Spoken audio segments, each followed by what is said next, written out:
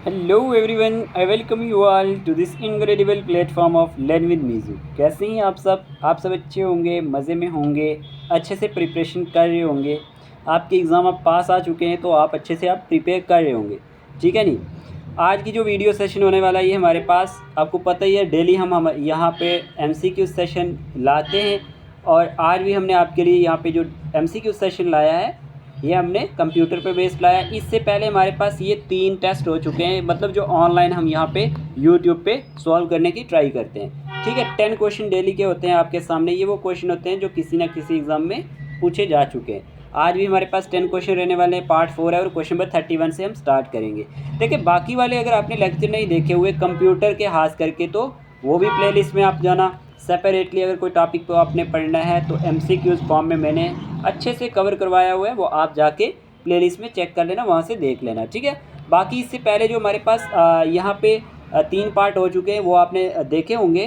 तो अगर नहीं देखे हुए तो वो भी आप जाके देख सकते हैं। ओके, आज का पहला क्वेश्चन आपके सामने है। आपने क्या करना है, वीडियो को पॉज करना है और आंसर देने की कोशिश करना है। ओके जी, चलिए question number 31। Each cell in a Microsoft Office Excel document is referred to by each cell address which is the dash. बताएं ज़रा इस क्वेश्चन का आंसर क्या होगा। ऑप्शन है cell column label and worksheet tab name, cell row and column label. बताएं ज़रा इस क्वेश्चन का आंसर क्या होगा। Each cell in a Microsoft Office Excel document is refer to by its cell address.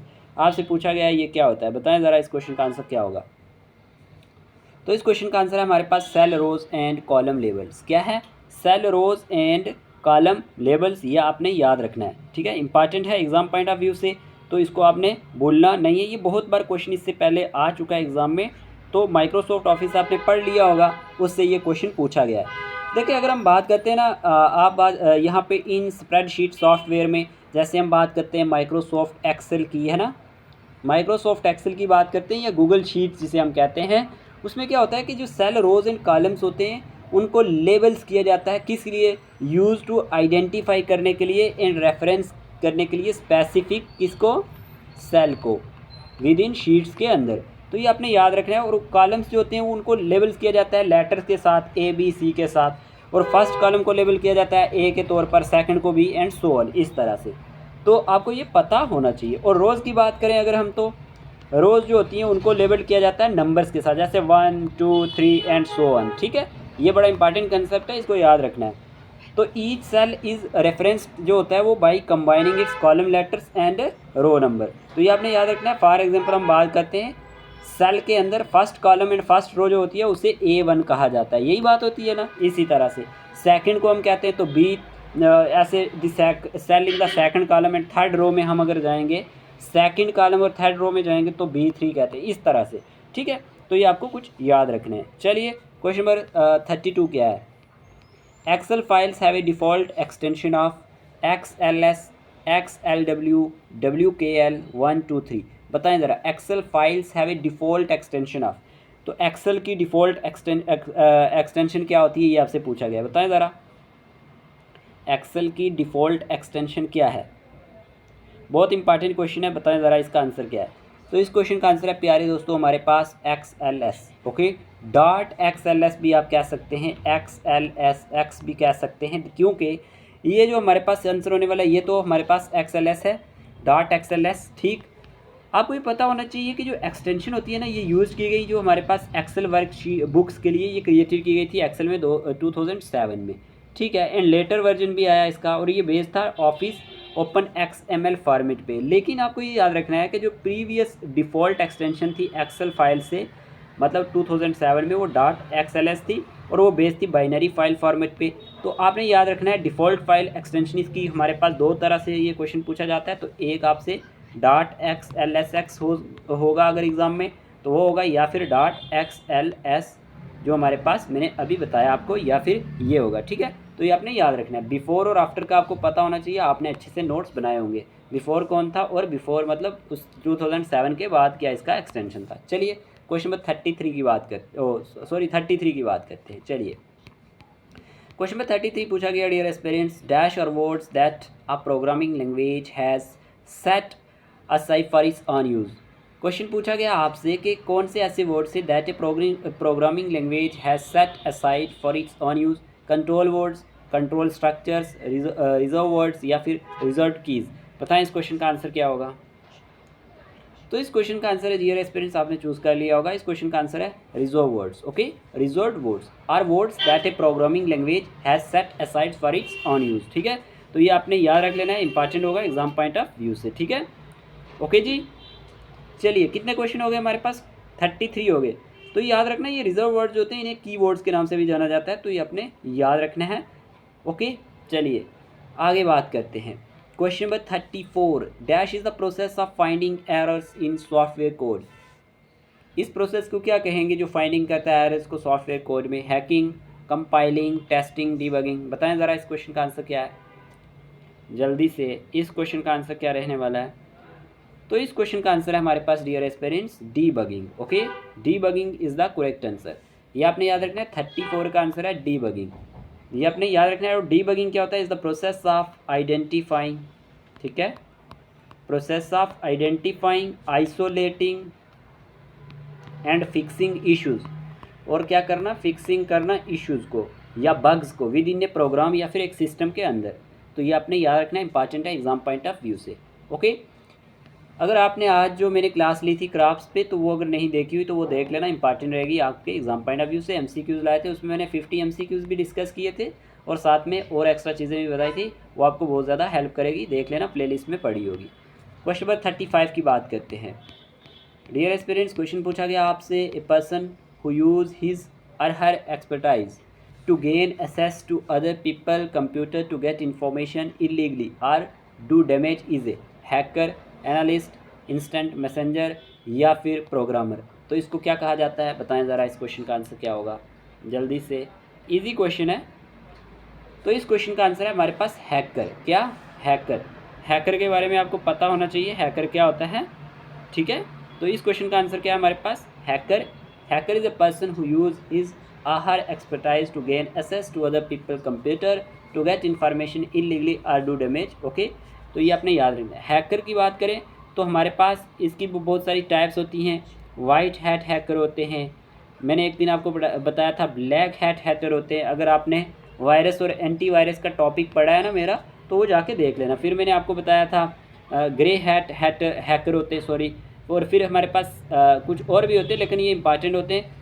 अगर मैं आपको बताता चलो वाइट हैट हैकर क्या होते हैं, चलो बता ही देता हूँ क्योंकि आपको काम आ जाएगा। जो वाइट हैट हैकर होते हैं ना, इनका मोटिवेशन क्या होता है, मोटिव क्या होता है? इन्हांसिंग करना सिक्योरिटी को और प्रोटेक्टिंग करना सिस्टम को, ठीक है। और ये इथिकल हैकर्स होते हैं जो अपने स्किल्स को यूज़ करते हैं इंप्रूव करने के लिए सिक्योरिटी को। किसको? इंप्रूव करने के लिए सिक्योरिटी को, और फाइंडिंग करने एंड फिक्सिंग करने के लिए वुल्नरेबिलिटीज़ को। वाइट हैकर की बात कर रहा हूँ मैं, ठीक है। वाइट हैकर का ये काम होता है। उसके बाद हमारे पास आ जाते हैं ब्लैक हैटर्स। जो हमारे पास ब्लैक हैट हैकर होता है ना, इसका जो होता है ये मलेशियस हैकर के नाम से भी जाना जाता है। किस नाम से? मलेशियस हैकर के नाम से। Who exploit vulnerabilities for personal gain के लिए यूज़ करता है। किसके लिए? पर्सनल गेन के लिए। तो याद रखना, टू काज हार्म भी पहुंचाता है ये, तो ये आपने याद रखना। इसका मोटिवेशन होता है फाइनेंशियल गेन। क्या होता है इसका मोटिव? इसका मोटिव होता है फाइनेंशियल गेन और पॉलिटिकल मोटिव होता है, ठीक है। तो ये आपने याद रखना है, पर्सनल सेटिस्फैक्शन भी इसका मोटिव होता है। फिर मैंने आपको कहा ग्रे हैट हैकर। ग्रे जो हैट हैकर होता है डियर एस्पिरेंट्स, इसके बारे में अगर आपको मैं बताता चलूँ, ये JKSSB ने एक क्वेश्चन पूछा हुआ है इसलिए बता रहा हूँ, ठीक है। ग्रे हैट हैकर जो होते हैं ये वो होते हैं जो who fall between white hat and black hat के बीच में आ जाते हैं, और ये एक्सप्लॉइट करते हैं वुल्नरेबिलिटीज़ को विदाउट मलेशियस इंटेंट के बगैर, बट विदाउट परमिशन के बगैर भी। इनका मोटिवेटिव पता है? मोटिवेशन क्या होता है, मोटिव क्या होता है?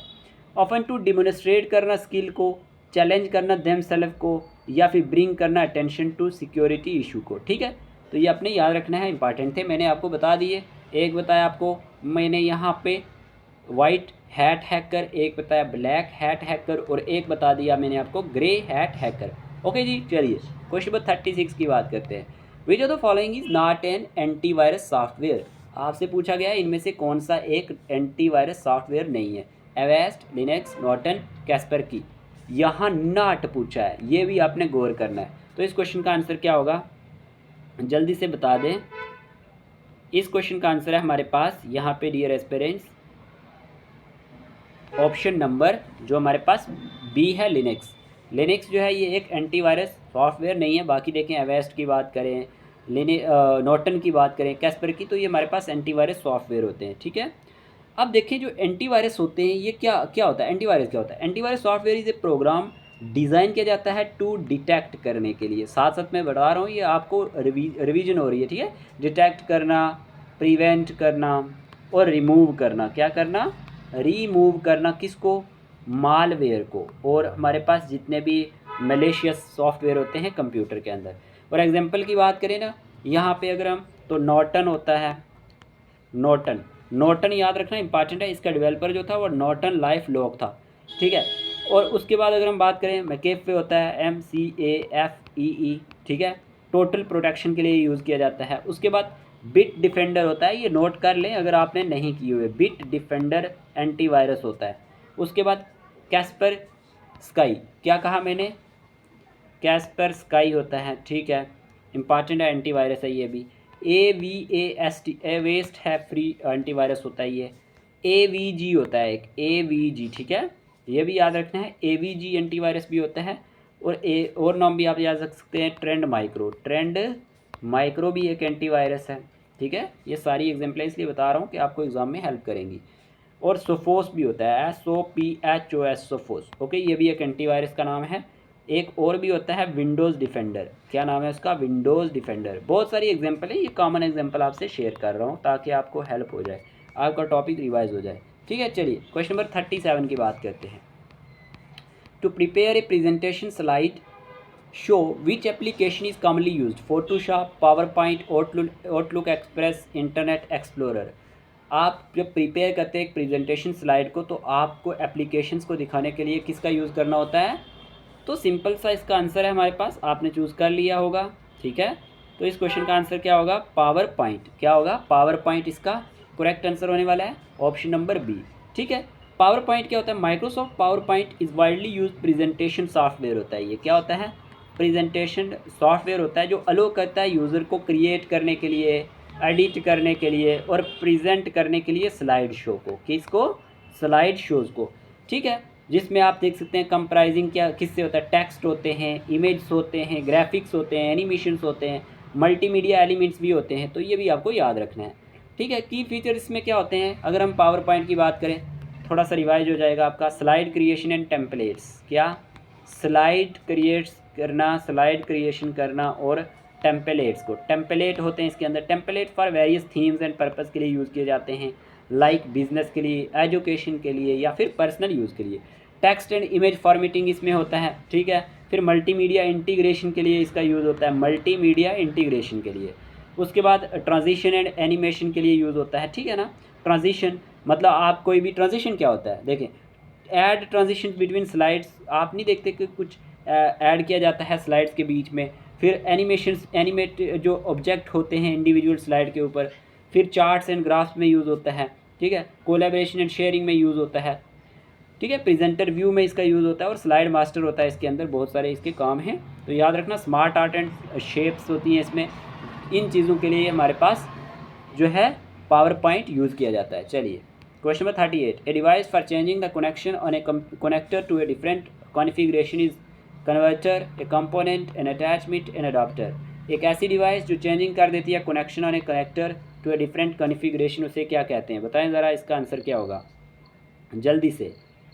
इस क्वेश्चन का आंसर आपने चूज़ कर लिया होगा प्यारे दोस्तों। इस क्वेश्चन का आंसर है हमारे पास adapter, okay. An adapter is a device for changing the connections on a connector to a different configuration, ठीक है। अगर हम अडेप्टर की बात करते हैं, ये एक डिवाइस होती है या कंपोनेंट जो अलो करता है एक हार्डवेयर या फिर इंटरफेस को to be connected to an other, ठीक है।